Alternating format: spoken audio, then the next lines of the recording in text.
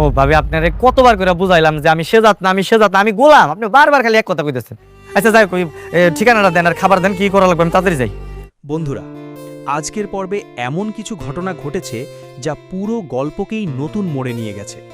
সবচেয়ে বড় ধামাকাটা ঘটে তখন যখন গোলাম খাবার পৌঁছে দিতে গিয়ে সেই অফিসে উপস্থিত হয় যেখানে একসময় সে নিজেই ছিল মালিক। অফিসের পুরনো কর্মচারীরা তাকে দেখে শেহজাদ স্যার বলে ডাকতে শুরু করে। যদিও রিশাদ দ্রুত পরিস্থিতি সামাল দেওয়ার চেষ্টা করে, কিন্তু এই ঘটনাই তার মনে ভয়ের জন্ম দেয়। কারণ রিশাদ খুব ভালো করেই জানে গোলাম আসলে কোনো সাধারণ কাজের লোক নয়।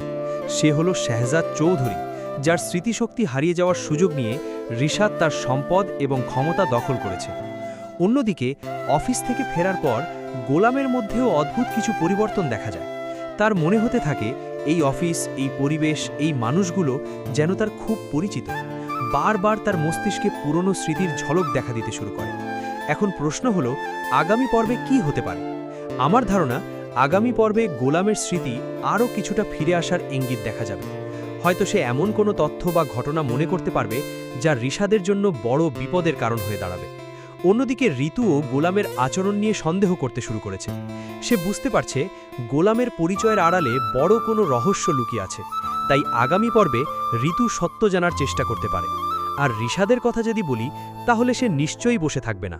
গোলামের স্মৃতি ফেরার আগেই তাকে সরিয়ে দেওয়ার জন্য নতুন কোনো ষড়যন্ত্র করতে পারে। এমনকি তার বিরুদ্ধে বড় ধরনের ফাঁদও কাতা হতে পারে। সব মিলিয়ে আগামী পর্ব হতে যাচ্ছে টান টান উত্তেজনায় ভরপুর। গোলাম কি তার আসল পরিচয় ফিরে পাবে? রিশাদের সব ষড়যন্ত্র কি ফাঁস হয়ে যাবে, নাকি আবারও নতুন কোনো বিপদের মুখে পড়বে সে?